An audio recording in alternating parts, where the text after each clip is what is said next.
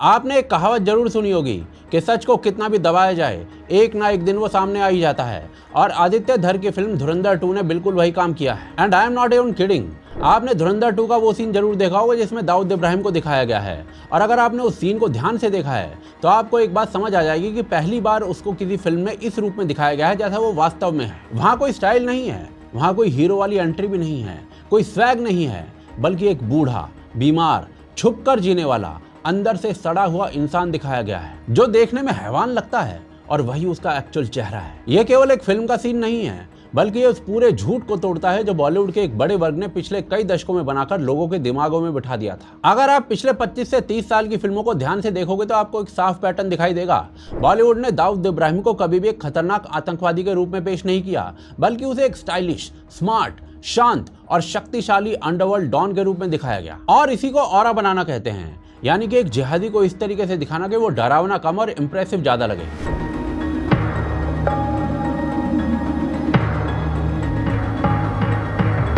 Chemical है, chemical doubt है। आप जरा इस मुद्दे को फिल्म दर फिल्म समझिए ताकि आपको पूरी तस्वीर साफ दिखाई दे।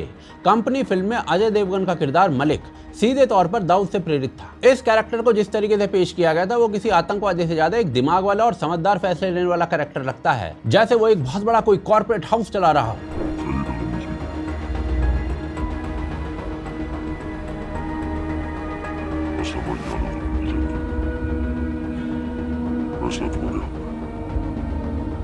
मेरे साथ काम करना है यहाँ। Once upon a time in Mumbai में इमरान हाशमी का कैरेक्टर शोएब पूरी तरीके से दाऊद के शुरुआती दौर से प्रेरित था और पूरी फिल्म उसकी राइज स्टोरी बन गई थी। एक डोंगरी से आया इंसान कैसे बड़ा डॉन बन जाता है, ये दिखाते हुए उसके डायलॉग्स, उसकी स्टाइल, उसकी एंट्री, सब कुछ इस तरीके से बनाया गया था कि न्यूट्रल ऑडियंस उसको एक जिहादी और घिनौने इंसान की तरह देखने की बजाय उसमें स्टाइल ढूंढने लग जाए। उससे ऊपर नहीं तो उससे कम भी नहीं।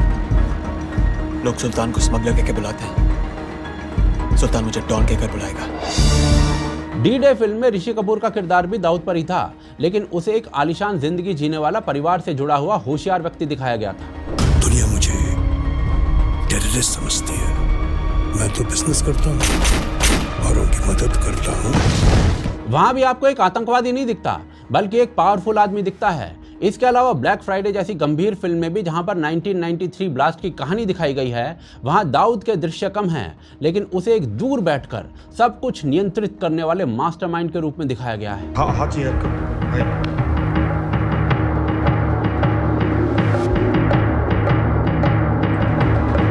Shoot out at Wadala, coffee with D, risk, इस टाइप की सभी फिल्मों में यही सेम पैटर्न दिखता है। हर जगह उसे एक बड़ा, पावरफुल और कंट्रोल्ड मास्टरमाइंड दिखाया गया है, लेकिन उसके असली चेहरे को कभी भी पूरी तरीके से नहीं दिखाया गया। यहाँ तक कि डायलॉग्स भी ऐसे लिखे गए हैं कि लोग तालियां बजाएं।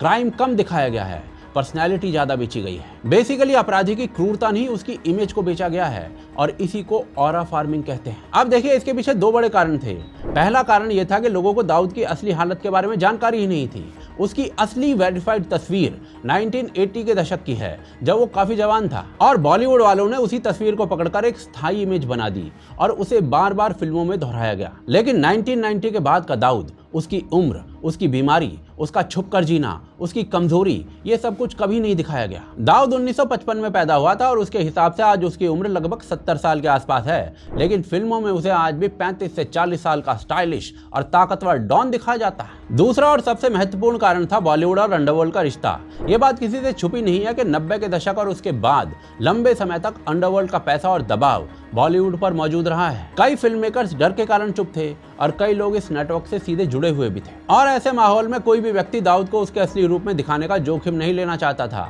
और इसीलिए सबने सुरक्षित रास्ता चुना। दाऊद को विलेन नहीं बनाया गया, बल्कि उसे एक सिनेमैटिक कैरेक्टर बना दिया गया।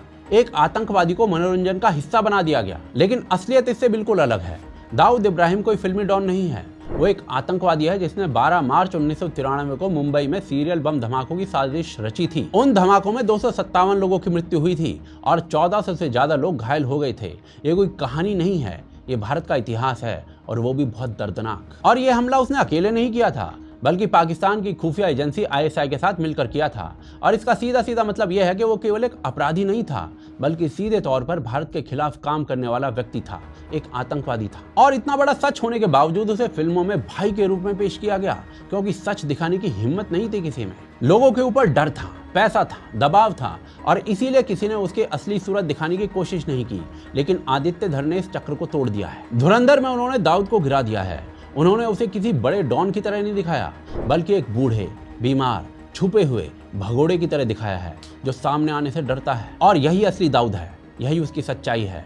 वो आज डर कर जीता है, घर में छुप कर, क्योंकि मौत उसके सर पर नाचती रहती है और सुरक्षित वो घर में भी नहीं है। 2023 में उसे इमरजेंसी में हॉस्पिटल में दाखिल करवाया गया था, क्योंकि सबको लगा था कि उसे जहर दे दिया गया है। खबरें यहाँ तक हैं कि वो बंदा आज गैंग्रेन जैसी बीमारी से जूझ रहा है, जिसमें बॉडी में टिश्यूज बनने बंद हो जाते हैं। और ये उस बंदे की सालों से हालत है जिसे आज तक बॉलीवुड में एक स्टाइलिश एंटी हीरो की तरह दिखाया जाता था, बड़े बड़े चश्मे लगाकर, और जिसे आज आकर धुरंधर ने तोड़ा है। एंड धुरंधर में दाऊद के इस पोर्ट्रेल में काफी मेहनत की गई है।